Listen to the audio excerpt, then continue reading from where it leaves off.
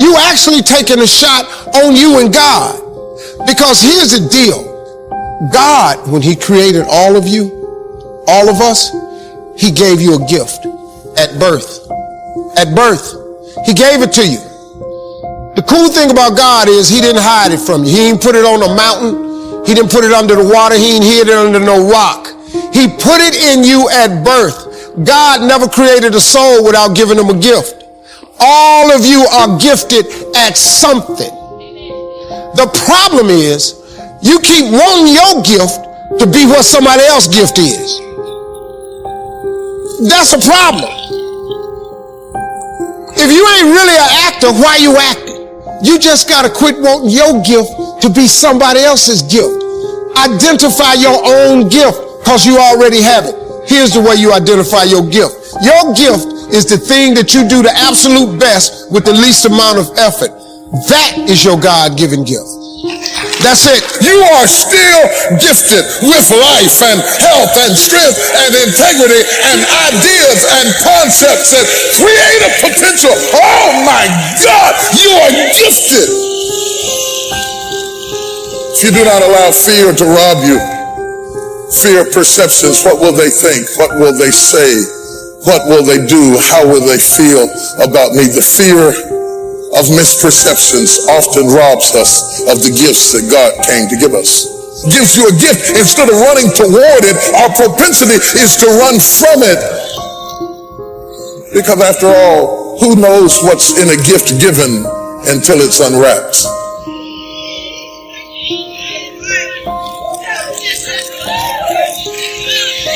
Perhaps it is not so much the gift that I want to warn you about, because ultimately God's gifts always will pay off in the end. Perhaps it's not the gift that I should sound the alarm about and tell you to watch out for. Perhaps it is the wrapping paper. Because God's greatest gifts are often wrapped in problems, in anxiety, in worry, in chaos. God's greatest gifts often come to us camouflaged in a fine array of disgusting, perilous circumstances that seem insurmountable. Great gifts can come wrapped up in being fired from a job. Great gifts can come wrapped up in a package where somebody you thought you couldn't live without walked away and left you. In fact, God can give you a gift and you not feel gifted at all. In fact, being gifted can be a problem with God, because many times when God gives you a gift, people are not happy for you. They don't celebrate the gift that God has given you. They don't come to worship the gift. They often come to kill the gift, to destroy the gift. Because whenever God is getting ready to rearrange your life, you've got to open up and say, change whatever needs to be changed, move whatever needs to be moved, shake whatever needs to be shaken. I'm available to you. I trust you. I open this gift by faith. God is up to something. Take a look inside. Learn how to handle the winters. It's a fact of life. Winters follow the fall. Difficulty follows opportunity. So the winters are going to come. The winter of sickness, the winter of disappointment. Personal winters when your heart is smashed in 1,000 pieces. It's simply called wintertime. Those obstacles that you will encounter, that's how you grow. Here's something I was reading that Harriet Beecher Stowe said. She said, when you get into a tight spot, until it seems that you cannot hold on for a minute longer, never give up then, for that is just the place and time that the tide will turn. When you're working on doing the things you want to do and fulfilling your dream, there are times when your energy feels so depleted. And I can tell you from my own personal experience, don't give up then. That's when most people turn back.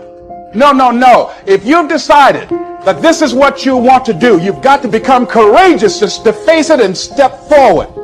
And ladies and gentlemen, that is what gives your life meaning. And that's what I'm telling you. It's possible for you to conquer your winters. There's no winter powerful enough that you cannot with the ingenuity of being a human being, of figuring out a way to get through it. Make this note: winters don't last forever. Everything that happens to you, there's a lesson in it. If you look at it, whatever happens to you, just look at and view life that you're a student of the universe and say, what's in here for me to learn? It's easy to get satisfied where we are. When we've seen blessing and favor, we can start thinking that we've seen our best days. But God never does His greatest feats in your yesterdays. They're always in your future. What God has in front of you is more fulfilling than anything you've seen in the past. But sometimes, before it gets brighter, it gets darker. There are times the good has to come to an end to make room for the best. Why did my business slow down? Why did this door close? It's all a part of God's plan. He's shaking things up to move you out of the good into the best. We may not like the process. We're doing the right thing, but the wrong thing is happening. Thoughts will tell you it's never going to get better. Don't believe those lies. That disappointment, the slow season, didn't stop what God has for you. Your relationship didn't work out. God knew it was going to happen. He's already lined up someone better than you can imagine. Your business has slowed down. That setback is not stopping you. It's setting you up for new levels. You may feel like you're coming to an end. You're running out of opportunity. What used to work is not working. Having a hard time making ends meet. Maybe you're running out of strength. You're weary. You can't take it anymore. When you come to the end, that's when God steps in and not just helps you get through it, but He says, I've saved the best for next. The best relationships, the best in your finances, the best in your health, the best in your family. You're happier than you've ever been. The fact that things are running out doesn't mean God has forgotten about you. It's a sign that God is about to do something that you've never seen. That person that walked away, don't get bitter. They had to go so the best could show up. You'll say, I'm glad that old goat left. That old boyfriend left. Look what the Lord has done. When you see the new door God opens, how He gives you influence and favor that you've never seen, you'll say, Lord, thank you. You saved the best for now. Don't be discouraged when something doesn't work out. Something runs out. You feel like you're at the end. You don't see how your business can make it, how your marriage will last. When you come to the end, it's a good place. That's when God steps in. So He can open doors bigger than you've imagined. So He can give you health, joy like you've never seen. The best is not behind you. The best is next. Keep the right perspective. Father, this looks like the end, but I know it's a sign that you're about to show out in my life. When life is good for us, we're happy. We have no complaints. But sometimes things change. We're facing an illness. A friend we're counting on walks away. It's easy to live discouraged, running out of favor, running out of help. But there's only one reason you're running out. The good is about to give way to the best. The best is simply something that you've never seen. Favor that you've never seen. Opportunity, finances. The best is in front of you. When things run out in your life, instead of complaining, keep the right perspective. It had to run out so you can step up to who you were created to be. What you're doing in the running out seasons is very important. If you go around bitter, trying to get even, that's going to keep you where you are. When doors close, when people turn on you, stay in peace. You're coming to an end, not because it's over, but because the best is next. Opportunity that you didn't expect, creativity, good health, more than you've imagined. People can't stop your destiny. Closed doors can't stop your purpose. Bad breaks can't keep you from what God has ordained. Keep doing what God asked you to do. Keep being good to people. There was a widow in the Old Testament. Her husband had died and now she was living alone with her son. They did fine for a while. Then a drought came. Their crops dried up. She used the funds her husband had left. Now those funds had run out. Everything came to an end. She was preparing her last meal. They had already accepted the fact that this would be it. The prophet Elijah saw her out picking up sticks. He said, do me a favor. I'm hungry. Will you make me something to eat? She said, Elijah, I promise you all I have is a little flour. We've exhausted all of our resources. We just have enough for my son and myself. Elijah asked her to do something that seemed selfish. He said, go ahead and make that last meal, but make me a little loaf of bread first. She took a step of faith and cooked him a meal first. Elijah ate that meal and said, the Lord God of it says, there will always be plenty of flour until the time the Lord sends rain and the crops begin to produce again. From that day forward, week after week, for 3.5 years, the oil never ran out. She had supernatural provision. She went from running out to running over. You may feel like you're running out of strength today. You're weary from everything that's going on. Get ready. Running over strength is coming. You're running out of resources. Business has slowed down. Get ready. Running over resources are headed your way. Running over blessings. Running over opportunities. Elijah said, make me a meal first. God is saying, keep me first place in your life. When you wake up in the morning, take time to thank Him for the day. Thank Him for who He is. And all through the day, under your breath, you can talk to God. Lord, help me to do good at work today. Lord, thank you for giving me wisdom. The scripture says, if you'll acknowledge God in all your ways, He'll crown your efforts with success. It was a sacrifice for this lady to make Elijah a meal first. But when you choose to obey, when you do the right thing when it's hard, you're setting yourself up for God to show out in your life. Can I tell you, you haven't seen your best days? You may feel stuck. That all happened for a reason. The best part of your life is not behind you. The best part of your life is the next part of your life. You wouldn't be discouraged over that door that closed if you knew what God was about to open. You would put God first place with no problem. Sometimes we think that we're running out of time. It's too late to accomplish my dream. It's not too late for you to become all you were created to be. God has not forgotten about the dreams He put in your heart. Opportunities that didn't happen years earlier, you didn't miss it. It wasn't the right time. The people had to be against you. The business had to not make it. God saves the best for next.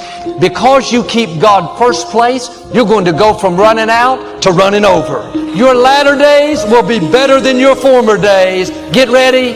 The best is next. You can't quit, man. There's somebody having it way harder than you, and they didn't give up. Get yourself together. God got a great life for you. All you got to do is ask Him for it and wait on it and be willing to work. Faith without works is dead. That's all you got to do.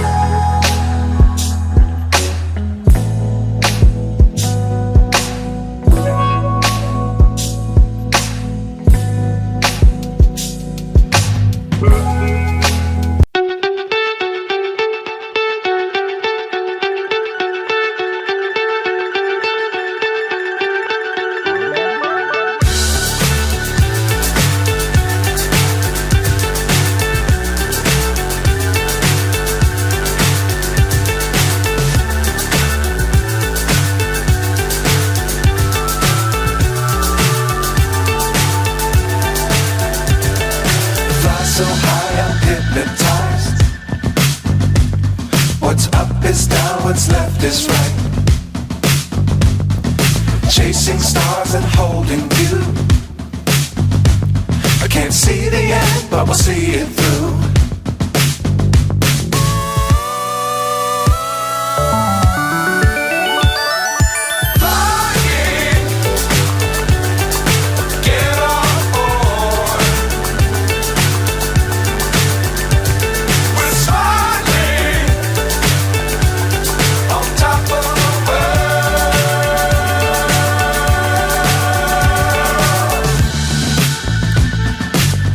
Times don't fly too high. Be sure to keep the ground in sight. Fly forever if you keep it tight. Love the world but keep the sky on your mind.